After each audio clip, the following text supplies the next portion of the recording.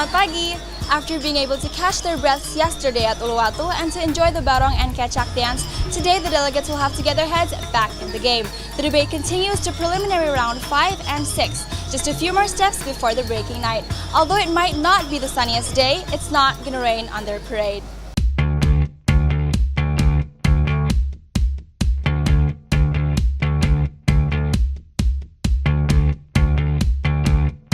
Corporations often forcefully silence stories of abuse, but strikes carried out in the thousands are prominent and will more likely be reported on by the media. Western retailers subcontract their factories, hampering government inspections. And thirdly, why trade unions do not achieve their goals. We think we get that too. But thirdly, Information. no thank you. Now you can Singapore to believe that all workers will have to take the same thing, more mice can.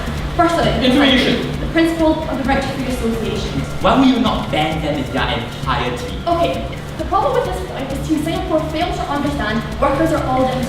It is also true that some workers in that union have the same interest. When the IS workers are so powerful in individual bargaining, they have to stand for letting all of those important rights go. Generally, unions are called good things like rights for workers. In theory, we think most workers will will want to join a union. So organizations, they never answer to us why it's necessary for a textile worker in Bangladesh to contribute to the Indian Communist Party under this motion.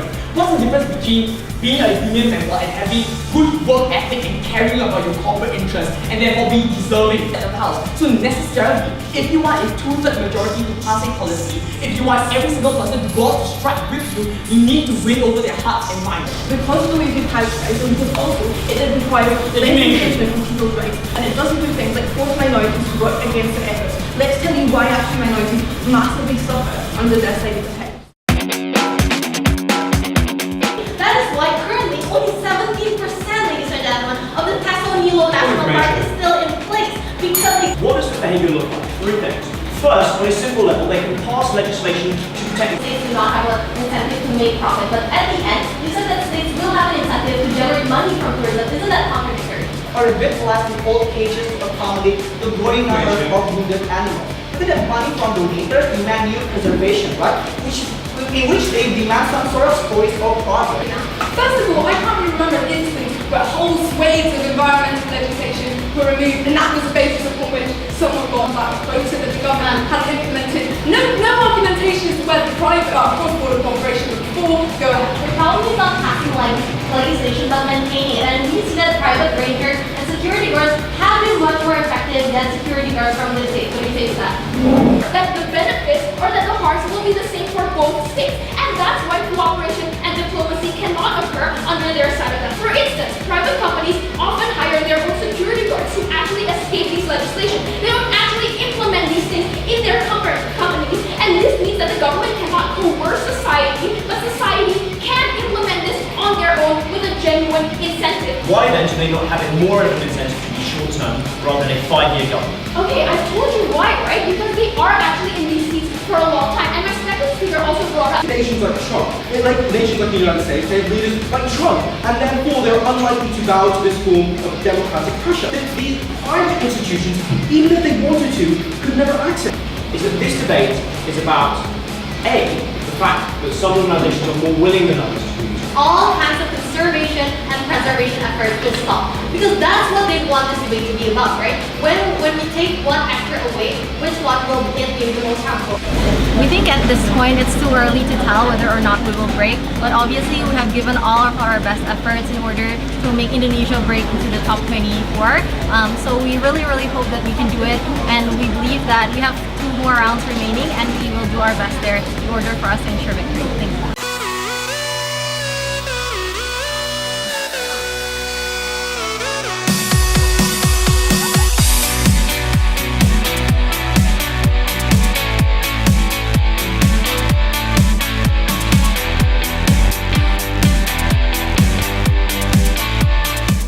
Membership is compulsory in the world of proposition.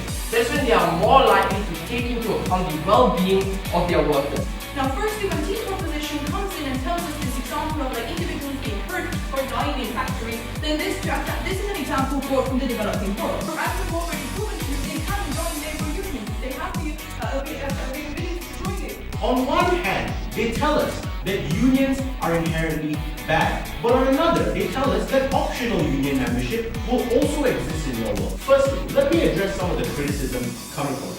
People perceive you as a violent group of individuals that cannot be rational. It's easier for companies. This is what we are against. This has been our clear stance, and they have been unable to engage with that stance in their second speech. It's been to die out, not being able to not being able to provide jobs, and not being able to provide tax money for the state. It means that the state is not going to be able to uphold these people who have lost their jobs, and not being able to uphold that state. During that time, wages stagnated, working conditions worsened, and millions of employees that form the backbone of our economy were trapped in a system of capitalist dictatorship. Well, with one big union where all of your members are in that particular union, why is it less likely for them to have discussions on that platform? Why is it less likely for them to reach a compromise on what they want to fight for compared to a world with optional union membership when individuals not only cannot express their grievances within that union, but also have to actively combat non-union members? That under their model, that same plumber will have to take on that same collective bargaining agreement from that same union. And for example, if I don't like the kind of wages I'm getting, or maybe like to receive less money because it's not, and like less working hours because it's not as important to me, that can't be done because the same agreement is pushed upon everyone, right? I think it's very intellectually challenging to debate different kinds of motions and debate against teams from all over the world, and this is a unique experience that can only be found in Wsdc. Yeah, I think it's fun. I get to meet a lot of people. Yeah, and that's just the best part about it. You get to meet so many people from countries I otherwise wouldn't have met. And yeah, debating against them is fun as well. You wouldn't find the experience anywhere else.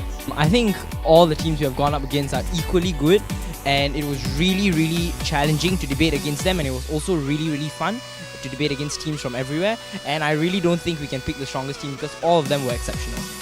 Yeah, I agree. All the teams that we went through were very close debates, very tough debates, and it was really fun to debate against them. So yeah, I agree. There's no really strongest rival because everyone is equally as good.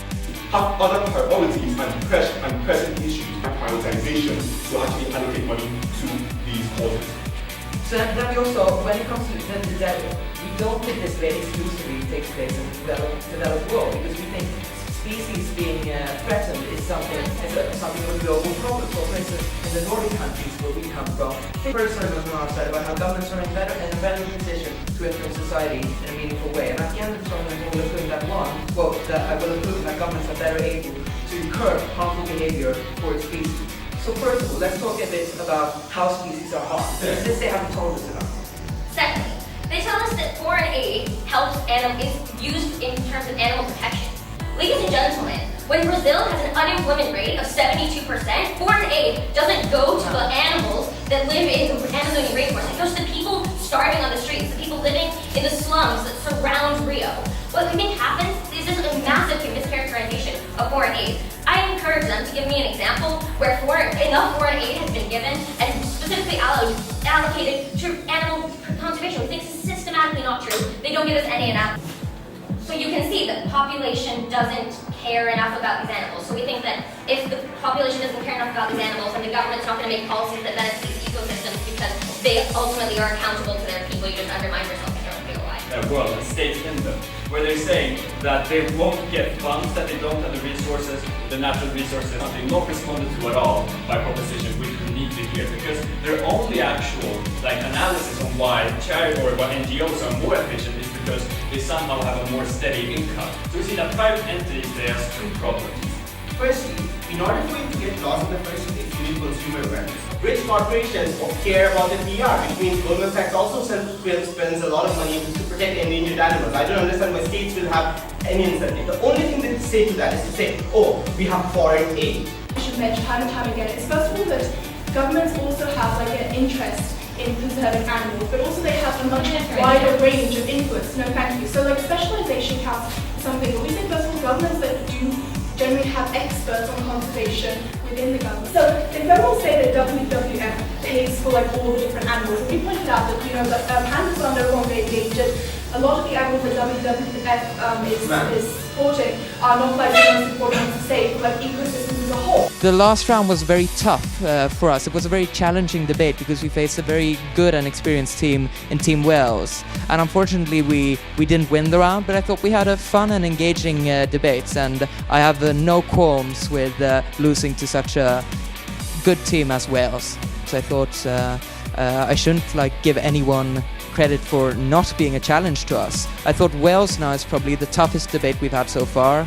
But we've also, I thought we faced very fierce competition from Ireland, who beat us to a 2-1 split in the first debate. But I'd say all the debates we've had so far, none of them have been easy at all for us. But they've all been very engaging and fun. Prepared motions, the actual debating is fun, but the preparing is tedious, and I think this is the most challenging one. You have to know a lot about NATO and a lot about this specific policy, which is called the EFP. So we're on our way and we're almost done, but we just need to fill in a few blanks, and then hopefully we'll be on track to a good debate.